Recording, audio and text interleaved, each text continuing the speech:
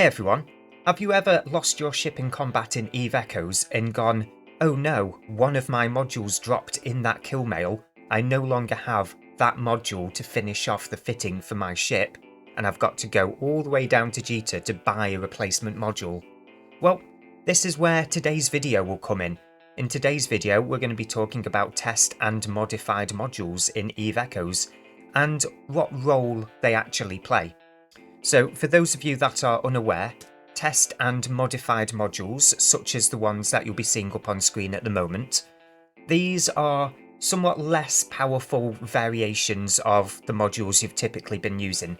They're more powerful than your Tech 7 and Tech 9 variants, but less powerful than your faction gear, even your meta level 6 faction gear.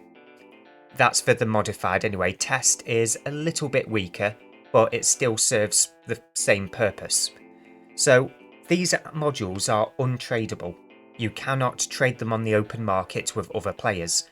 You can only obtain them through specific in-game events and by going onto the Faction Wargames loyalty point store, which a lot of you might have points for at the moment given the ongoing Faction Wargames event. So what exactly is the main appeal behind them if, of course, they're not as powerful as all of the other modules that I've just described to you? Well, this is the thing. When you lose your ship in combat, all of the modules that are test or modified do not drop. They cannot drop in the wreck to be looted by another player. The main reason behind this is they are untradeable. So the point here is, when you lose your ship in combat, and we've got an example of my modified coercer up front, which I begged people in my corporation to kill for me for this video. Shout out Kirsten, who managed to undock first. So of course, as you can see on this kill mail, none of the modules that I have fitted to this ship dropped. That means there's no logistics requirements for refitting the ship and sourcing new modules. Everything is returned via the insurance screen simultaneously, including the rigs, which you always get back anyway, due to the nature of the rigs. Rigs never drop. So that's the whole point of them. It is also another way to kind of put the middle finger up to other players that might be a bit salty when they kill you, thinking they're going to get a lot of amazing loot. Because there are players out there that will fly with 100 or 200 million ISK modules, and those are the cash prizes, as it were, for getting the kill. Here, there is no prize. All you get is a kill mark. That's it.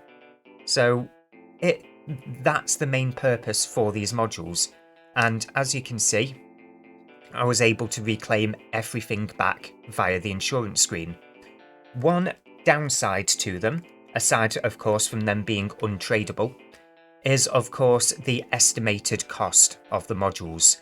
You will see here that this modified coercer that I was flying was only worth 3.4 million, but the modules, all of which were test or modified modules and completely untradeable, had an in-game value of 32.7 million ISK in total, which is a little bit inflated, let's say.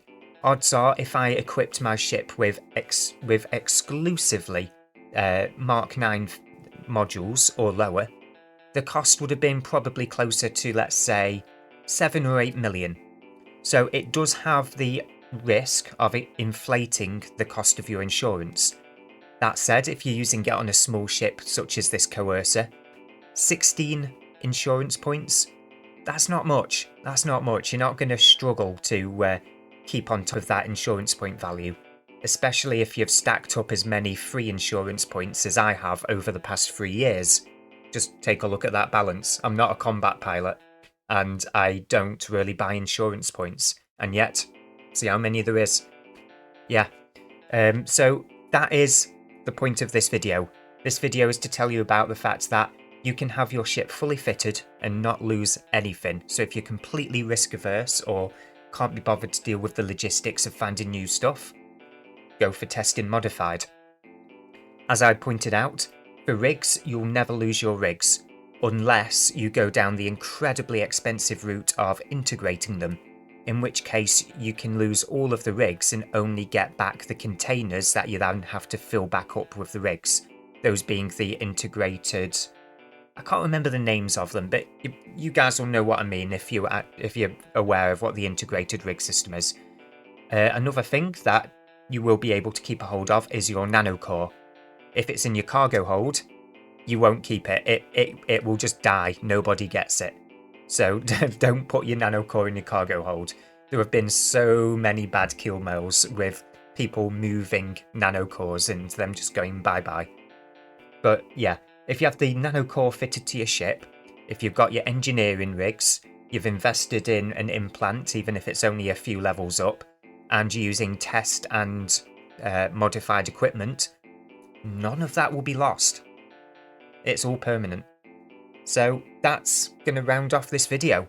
Thanks again for watching. I will be covering other fittings related videos in the near future. But until then, stay tuned, hit that subscribe button, and I'll see you guys in the next video.